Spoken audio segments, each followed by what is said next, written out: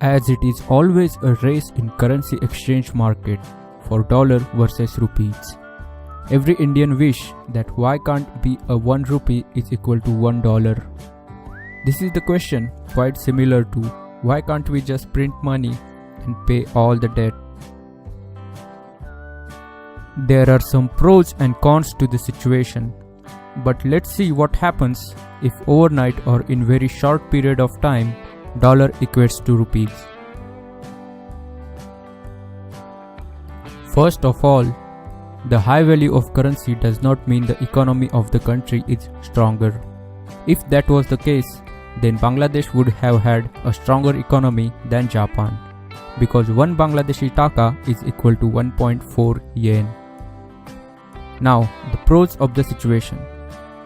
Buying goods will be cheaper for Indians in international market, because this will make imports cheaper, which is quite good for the developing country. Buying luxurious good will be very easy for Indians. Simple example, an iPhone 6 will cost only 650 rupees, which is quite cheaper than the current market rate.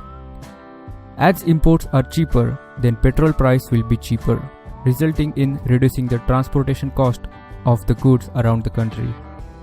This looks like a quite good scenario, but this will not last long for this situation, because other side of the story is completely different. Now, cons of the story. The exports will be quite expensive, because Indian products will be expensive compared to other competing nations. As the Indian export is booming quite a lot since recent years, if it's expensive, why any country would buy things from us if they can buy it from the other competitors with lower cost?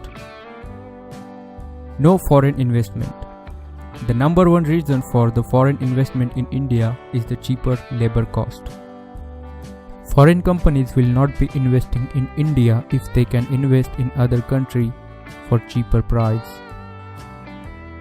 Investment in IT sector and service sector, which contributes in huge amount of Indian economy, will be gone. Now, as rupee is equivalent to dollar, why any company would pay to an employee 75,000 rupees per month if they can hire someone outside who will do the same work for $3,000 or rupees? Also, people wouldn't pay 4,000 rupees per month to a maid, instead they will buy a nice $1,000 vacuum cleaner. So eventually people will lose jobs, which will increase unemployment. Plus the investment is not coming to a country, resulting into a complete economic slowdown. The outsourcing of jobs in India will be stopped. Also, the companies which are present in India will start to move out, as it will be not profitable for them. Similar situation happened in 2008 when dollar was quite strong around 40. The imports were good, but the BPO sector and the IT sector suffered a lot. The situation of 1 rupee equal to $1 is just not affordable for growing or developing country. Now someone will say, what if we don't need foreign investment? We use all the Swadeshi stuff. Well, that will not work either.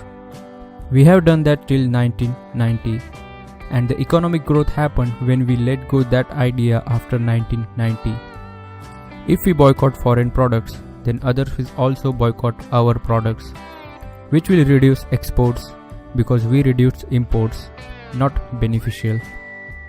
It is called protectionism, which is completely opposite to free trade. Also, less exports mean less foreign reserves for imports. Japan also suffered a huge economic loss when their currency was overvalued in 1986. China has the fixed rate system in which government decides the value of currency and they devalue their currency against the dollar all the time, just to capitalize on the export market. In the beginning of 2016, China has done the same. Our finance minister and RBI governor is not worried about the falling rupee, but they are worried about the fluctuations in the market. The stabilization of Indian rupee is important thing, whether it might be on 50, 60 or 70. Today if rupee is 60 and tomorrow it is 70, it's too much fluctuation in short time. and not good for economy. As we have adopted floating rate system since 1975, the finance minister and the RBI governor and government cannot decide the value of currency. It is the market supply and the demand of rupee decides the value. But the finance minister and RBI governor do have control over the policies and maintaining the foreign reserves of the country. Through this, they try to maintain the value of rupee constant by controlling the inflation rate, so that the currency does not get completely depreciated. As an Indian, we do want our currency to be high valued, but at what cost? The cost is too much.